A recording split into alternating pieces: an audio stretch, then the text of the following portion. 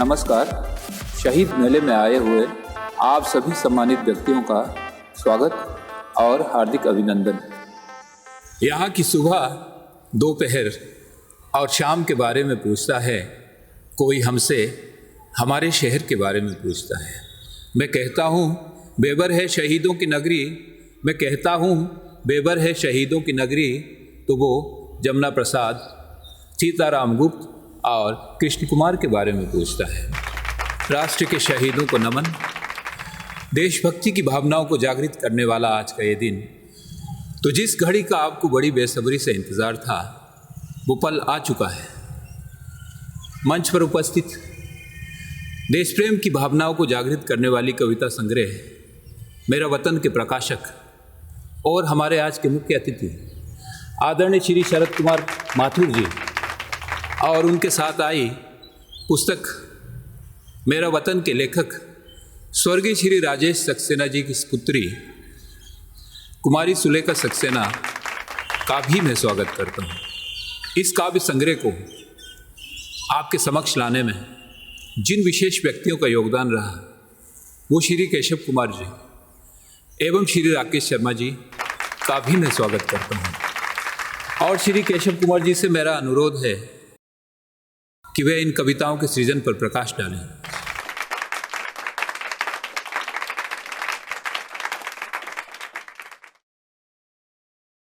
यहाँ उपस्थित सभी लोगों को मेरा प्रणाम।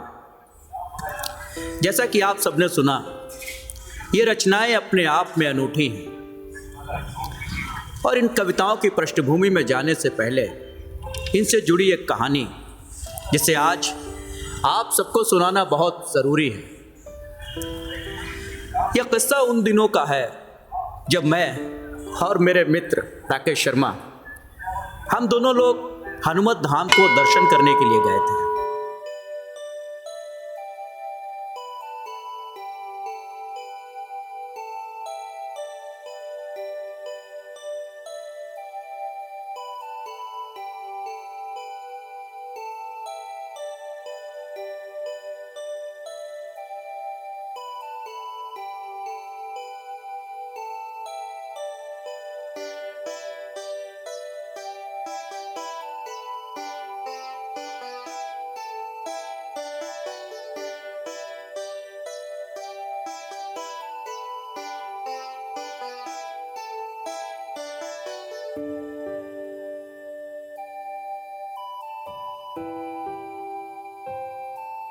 अंकल, क्या है? चल हट।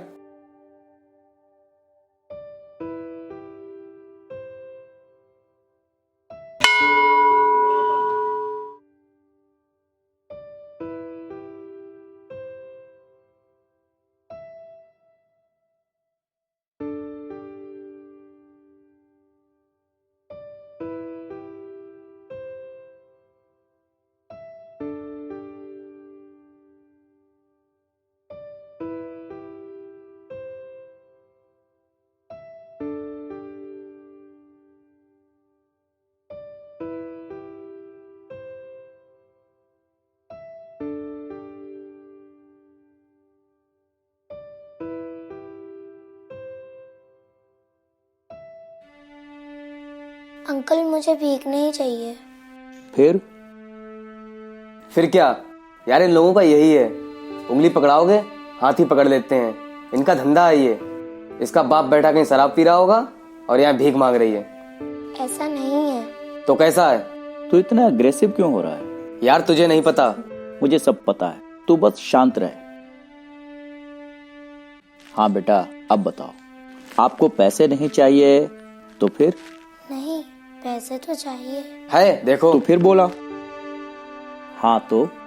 मुझे ना स्कूल की फीस भरनी है, तो मेरे पास कुछ कविताएं हैं, आप वो खरीद लो। कविताएं कहाँ हैं?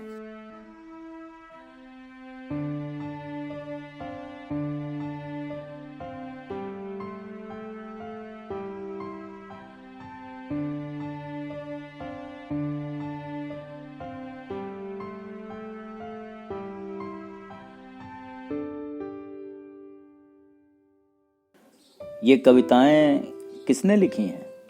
अरे ये किसी की चुराकर या किसी किताब से उतार कर लाई होगी। नहीं अंकल, मेरे पिताजी की हैं, उन्होंने ही लिखी हैं, सच्ची में। क्या आप अपने पिताजी को यहाँ बुला सकती हो? वो अब इस दुनिया में नहीं है। और कौन है आपके घर? माँ है बस। क्या आप मुझे अपने घर ले चलोगी? जी।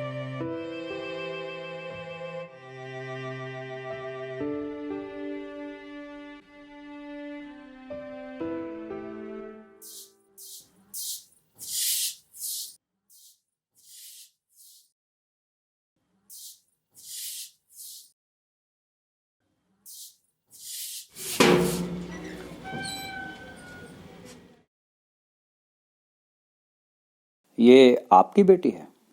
जी। आप क्या किया इसने? आप परेशान ना हो, कुछ नहीं किया इसने। ये कविताएं आपके पति ने लिखी हैं? जी। पर आपके पास कैसे? आपकी बेटी ने दी। मैं यहाँ मंदिर दर्शन करने को आया था। आइए आइए, बैठिए आप लोग।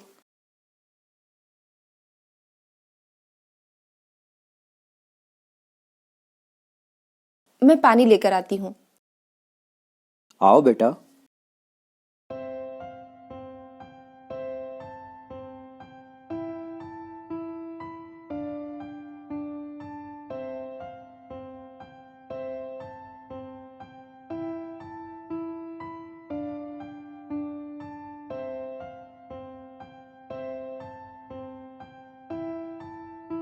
आपके पति एक राइटर थे? जी, वो एक कवि थे, लेकिन पिछले साल बीमारी ने उनकी जान ले ली। पर मैंने आपको पहचाना नहीं। आप उनको कैसे जानते थे? मैं उनको नहीं जानता। आपकी बेटी आज मंदिर में मुझसे इन्हें खरीदने को बोल रही थी। ये भी पागल हो गई है उनकी तरह। जब वो अपने जीते जी अपनी कविताओं को नहीं बेच सके तो ये कैसे? और साहब, आजकल इन देशभक्ति कविताओं को कौन पढ़ता, कौन सुनता है? ये तो बस 26 जनवरी, 15 अगस्त को लोगों को याद आती है। जब से इस घर में ब्याह कर आई थी, तब से उन्हें समझाती रही, ये लिखना छोड़ दो, कोई और काम कर लो, भले चाट का ठेला ही लगा लो, या लिखना है तो शेरो शायरी लिखो, शायद लोगों को पसंद आ जाए।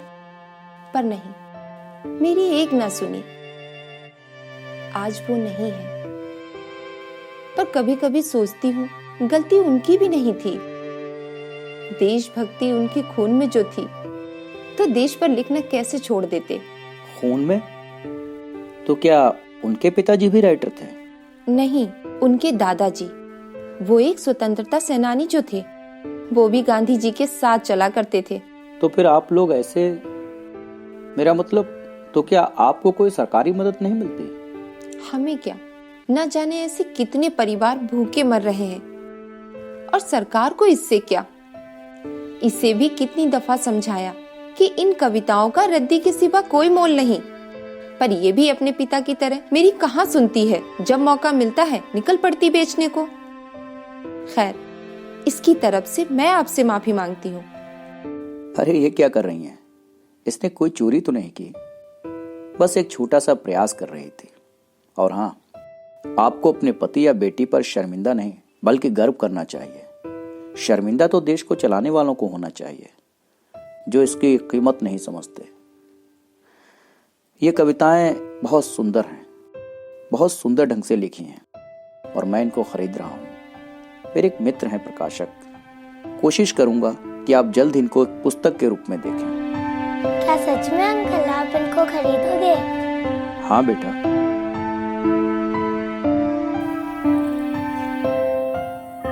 तो यही थी वो कहानी।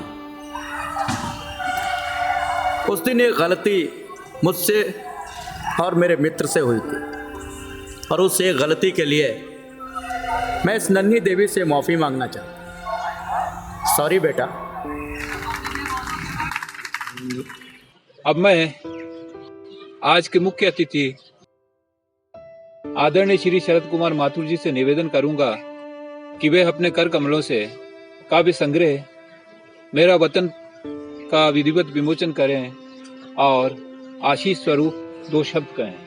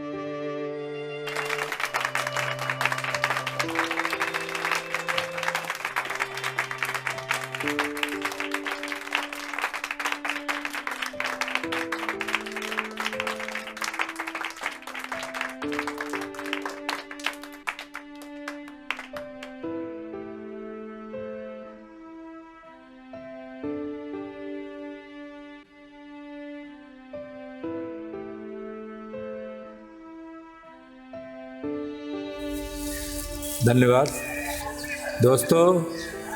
इस पुस्तक के बारे में जितना कहा जाए कम है।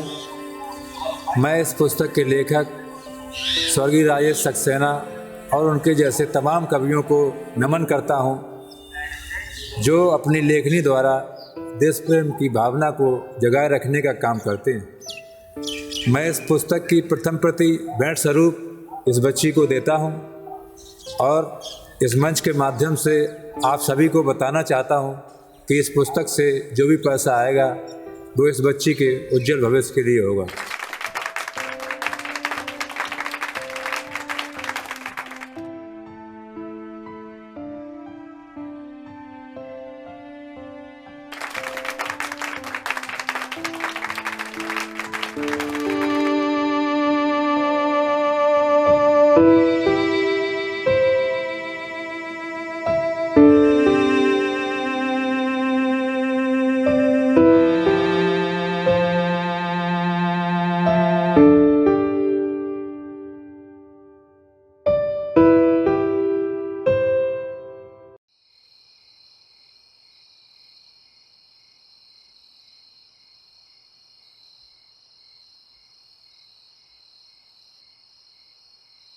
पापा एक बात बोलूं? जी बेटा बोलो, क्या बात है? जब ये कविताएं कोई खरीदता नहीं तो आप क्यों लिखते हो? माँ भी नाराज होती है।